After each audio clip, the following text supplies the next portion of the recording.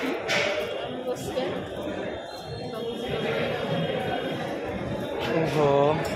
दर्शक बंधु आज हूँ पखाल दिवस।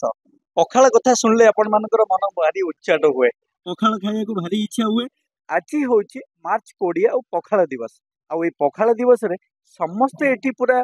बहुत मात्रा रे बहुत लोक आसी पखाल दिवस ए शहीद नगर पूजा मंडप रे पखाल दिवस माने मनाउछंती। आसन जीवा प्रत्येक जो माने पखाल खाउछंती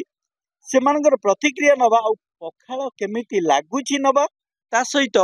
ए जो माने अछंती पूजा मंडपर जो प्रतिनिधि माने अछंती से माने ए पखाल दिवस मनैया पछरे कोन अभिमुख्य रहिछि तार मध्ये प्रतिक्रिया नबा। तेबे आसन जीवा आमे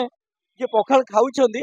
ताकर प्रतिक्रिया नबा। एठी जने मैडम अछंती। पखाल दिवस रे कोन बहुत गरम परे एटा हमर जेहेतु जगन्नाथक धाम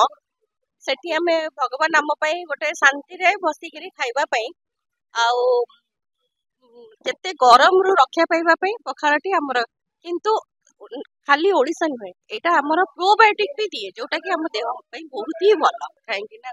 जगन्नाथंकर खरा दिन परे तांको भी तो आराम दरकार थे। जगन्नाथ खाउछंती तो आमे तो साधारण मनीष मात्र निश्चिंत भाबरे कहली तो एटा पखाल रे आमे प्रोबायोटिक जोटा हम देह पई सबुठु भलो सेटा आमे साधारण पखाल रे ही पाइ जाउ जोटा प्रोबायोटिक मे भी आमे बहुत पैसा देई करी आमे बाहरु गुणीचु सेटा भगवान नाम पई पखाल रे आनि दैछंती। पखाल रो सबुतक सारथम्य सबु अछि पणस भजा कदली भजा साग आलू भर्ता बड़ी चूरा जेहेतु एटा ठाकुर का जगह तो माछ भजाटा रही जाइछि भाई हमर ये पखाल दिवसटा पालन करा जाय मिनिमम एबे जाइका 500 रु एबो एलेनी दिया हलानी। अन्य दिन मानकर पखाल आपनकर घरे खाते आज एठी पखाल बाडुछंती आज विश्व पखाल दिवस से हम समस्त पखाल दिया जाउची ते हम बहुत खुशी होछि। कोन कोन आइटम करी एते हमर सब भजा पर अछि बड़ी चूरा साग भजा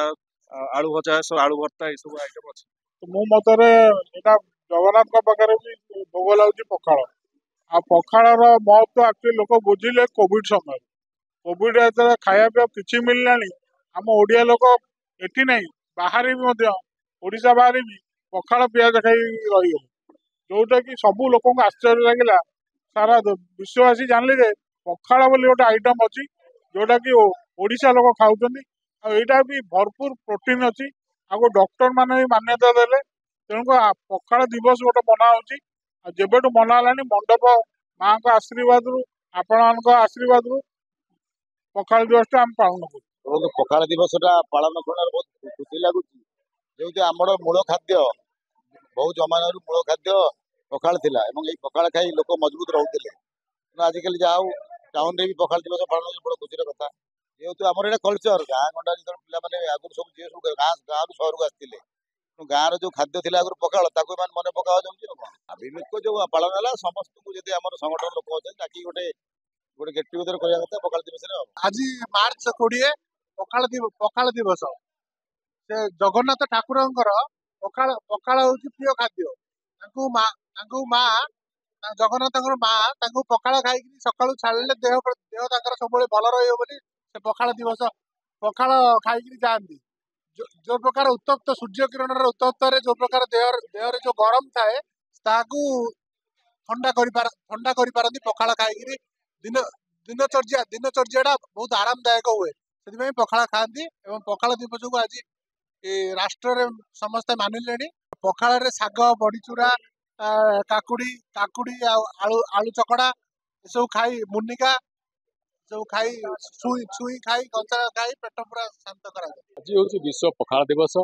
ये पखाल दिवस उपलक्षे आज शहीद दुर्गा पूजा समिति आप देखिपे किपर भाव में सुषम खाद्य सुंदर खाद्य स्वादिष्ट खाद्य परिवेषण कराउची ये खाद्य केवल जे खाद्य नुहे यह औषधीय आमर प्रभु श्री जगन्नाथंकर प्रतिदिन राति दही पखाल अर्पण करा जाए।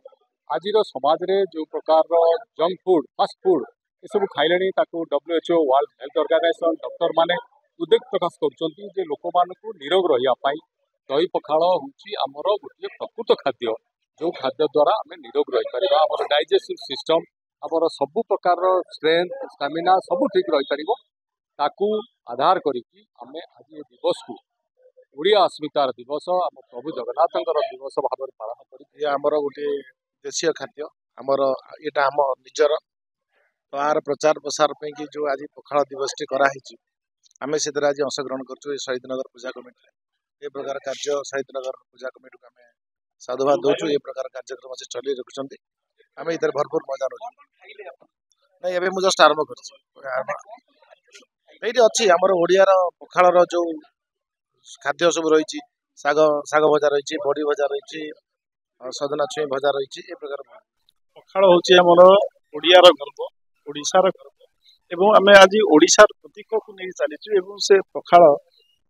खुशी लगुच आज पखाल दिवस कि विश्व पखाल दिवस से आम निजक ओडिया हिसाब से प्रतिपादन कर खाद्यर गोटे निरा मजा अच्छे आपण माने शुणुथिले जे पखाल ए पखाल आमर जीवन ए पखाल आमर गर्व आ ए पखाल आमर गौरव